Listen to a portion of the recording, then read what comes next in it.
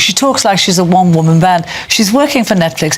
Teams and teams of people. She's not editing scripts. She's not editing what's going to happen the next day. People are putting that in place. She won't even organise her own clothes. Everything is organised for her. That is not hard work. Hard work is get up in the morning, get to 7 o'clock, get into a factory or a shop and working for 10 hours on your feet, coming home knackered. That's not what happens to her. And still being a mum. That is still being a mum. And do you know what? I was looking at the way she was dressed there.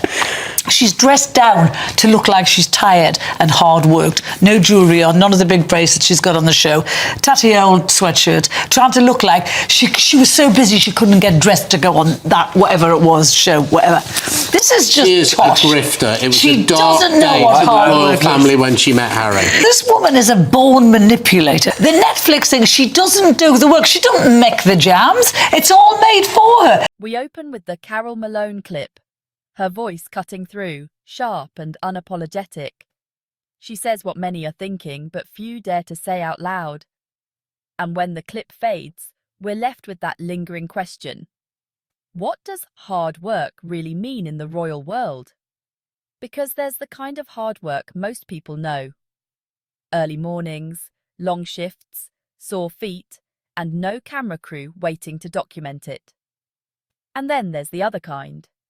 The perfectly curated, softly lit version that looks beautiful on screen, but feels, well, staged.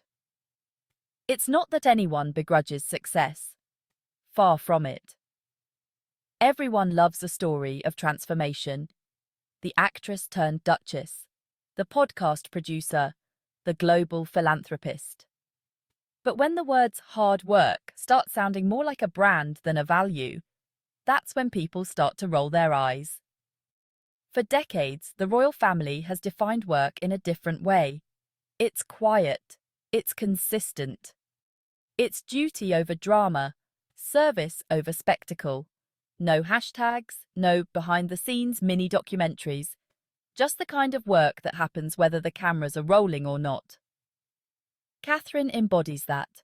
She's not out there announcing every project with a fanfare.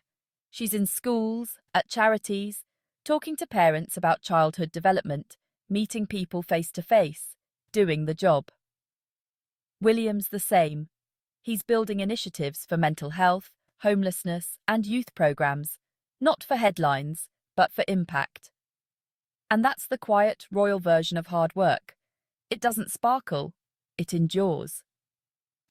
Carol Malone pointed out something so simple it almost gets overlooked. The busy, tired, hard-working image can be just that, an image. The no-makeup look, the soft sweatshirt, the casual vibe that whispers, "I'm one of you, I'm just so busy." But behind that, there's a full team, stylists, assistants, production crews, PR experts, all crafting the illusion of spontaneity. It's clever, yes. It's professional. But it's not what the public thinks of as graft. And British people, they know graft. They can tell when someone's truly working and when someone's rehearsing hard work for the camera. That's why Carol's words hit home. Because the world she's describing, the one with personal assistants, production meetings, and creative direction, that's not the same as standing on your feet for 10 hours in a shop or running a charity event in the rain. It's not about jealousy. It's about authenticity. The monarchy has always been about showing up, not showing off. The Queen didn't need to announce her dedication. It was simply who she was. She didn't make content. She made history. That's why when the Netflix cameras start rolling, some people flinch. It's not that the stories aren't valid. It's the performance of sincerity that feels practiced. The idea that telling your story is the same as living it. And that's the irony. The royal role was never about self-promotion. It was about selflessness. Catherine and William proved that the most powerful image is the one that isn't constantly being crafted. They're not out there rebranding royalty. They're just living it, with steady grace. It's not loud, but it lasts. You can almost hear the unspoken message. True hard work doesn't need to be broadcast. It needs to be done. And Carol Malone's frustration reflects a wider feeling. That somewhere between the celebrity world and the royal one, the meaning of service got lost in translation. It became a performance, a narrative to be packaged and streamed. But here's the truth. Not every story needs a production deal. Sometimes, the real power lies in quiet consistency. The kind Catherine shows every time she walks into a children's centre, or William shows when he rolls up his sleeves at a charity project. They're not chasing applause, they're doing the work. And that's what separates royalty from reality TV. In the end, this isn't about attacking anyone. It's about recognizing what the word work used to mean, and still should mean. It's about reminding people that substance doesn't need staging. Because hard work isn't about how you look doing it. It's about what you achieve when no one's watching. Carol Malone said it bluntly, and maybe that's why her words resonated so deeply. Because beneath the glitz and the glossy production, the truth still matters.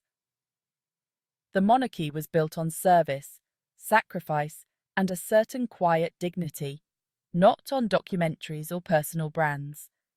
And maybe that's why the public still connects with William and Catherine. They don't need to tell us they're working hard. We can see it. They carry on, day after day, without dramatics, because that's what real commitment looks like.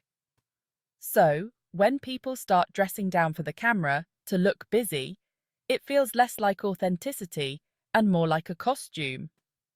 And that's the great irony of image making. The harder you try to look real, the less real you seem.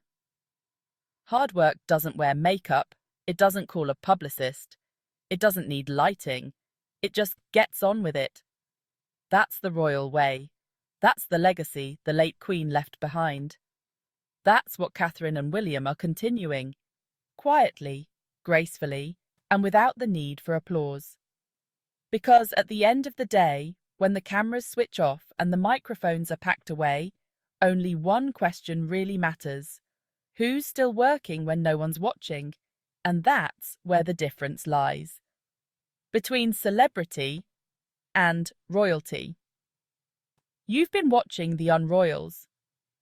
If you believe actions speak louder than photo ops, make sure to like, subscribe, and join me next time, where we separate royal truth from royal performance. Because in the modern monarchy, the crown doesn't just represent power, it represents purpose. And no PR team can fake that.